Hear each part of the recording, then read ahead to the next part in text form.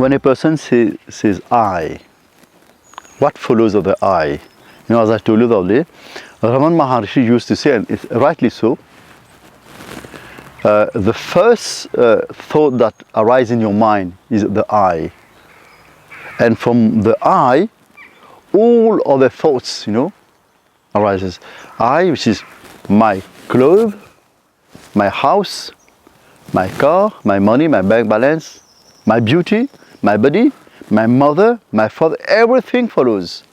So you see, once you cut the I is dissolved, then all these things fall off. They will be there, but there will be no connection, no attachment. You know. So, what even without all the possessions that you have, even without your car, even without your house, even without your certificates, the I will still be there. But it gains its importance when it possesses things, you know. This is why the sages have always said, this attitude of I, mine and thine, that is the real shackle, you know, the real chain that binds you to the world. So once you cut it at the root, then everything will be there. The possession will still be there, your wealth will still be there, but you won't be possessive, you won't be attached. The mind won't have any connection to it. You will use it. As you remember, I told you a story of a sage, you know. So there was a king who has heard that there was a great sage nearby in the forest meditating. A real renunciation, a true renunciation. He has renounced everything. So the king wanted to have such a person in his courtyard, you know, I mean in his royal palace, so the people can benefit, and he also can benefit from the teachings and vibrations of the master. So he went to invite the master, and the master was what in ancient India we used to call Digambar. You know, Digambar means living naked, having space as your body. So Digambar, having space as your body, was a term that was used. You know, instead of saying naked, we say he's a Digambar. You know, you see, very poetic term. So he went to invite the master with great humility. He went to invite the master. He went to the master and bowed to him and invited him to be his guest, the king. Now, when he invited the king, when he invited the sage readily accepted the invitation. Now, that was the first, his first deception. Now, tell me why. Why it was a deception when the sage accepted his invitation? He thought he will not come because he already renounced everything. He already thing, you see. So, but okay, he said, okay, he mastered his, he hid his deception, and he took the king and brought him to the palace. And before entering the palace, he told the sage, you know, now look, we are going to the world, to civilization, and in my palace there will be a lot of people, men, women, boys, so many people, thousands of people working, and if they see you like it, they will find it a bit strange. So I would humbly request you to wear something to hide your nakedness, so that it doesn't create any stir there. So the sage accepted. That was his second deception. And of course, when a king is offering you something to wear, clothes to wear, it won't be things that we wear, the best of clothes, you know. So the sage accepted it readily and with pleasure. So that was his second deception.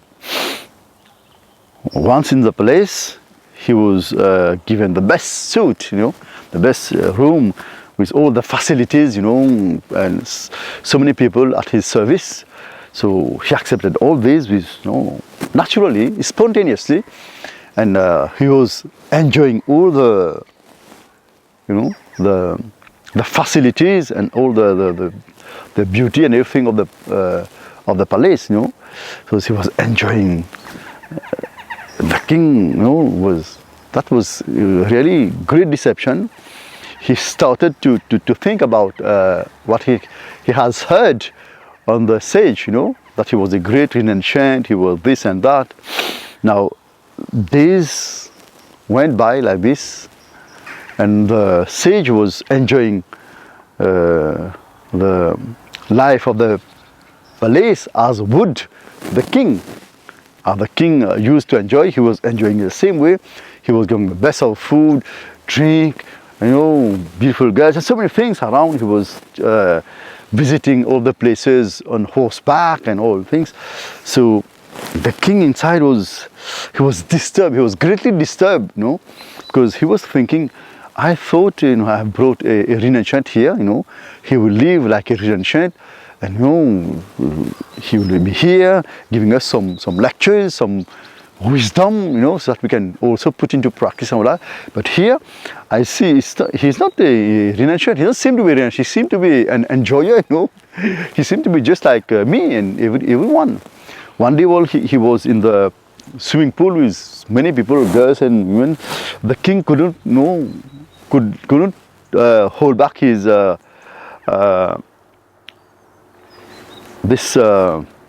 can I call it?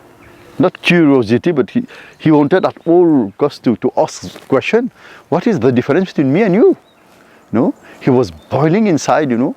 So he came and asked the sage, he said, excuse me, my lord, I have something to ask you. Then the sage said, yes, I know you have many questions in your mind. Go ahead, you ask your question. He said, excuse me, I wanted to ask you, since you came here, you are living a life just as we mundane people live. Like a king, I'm a king, I do this. Whatever you are doing, whatever I'm doing, you are doing the same thing. So what is the difference between me and you? Especially when I've heard that you are a renunciant. Now, the king said, okay, on the way the sage said, okay, I'm on the way, I'm going to give you answer. And he started to walk towards the gate. He said, where are you going? Say, okay, you follow me, I'm going to give you the answer. So he started to undress himself, keep on walking, and finally he was completely undressed. And when he reached at the gate to go outside the palace, he turned and looked at the king. This is the difference. I had possessed all the things all these days. I was not possessed. I was not possessive, but you were possessive. That's certainly different. I was enjoying everything with full detachment. I was not possessive at all. Though I possessed everything, you gave me so many things, I was not possessive at all. That is the difference. I'm going now, I'm not going to turn back to look at you. So you see? So the whole question is not of possessing or not possessing. The whole question is of attachment. Possessivity. You know? Now, and the mind here could play a trick. The mind could say, oh, Guruji has said, you can have a lot of things, still you'll be detached. You know, so that has to be understood. You have to be very careful here.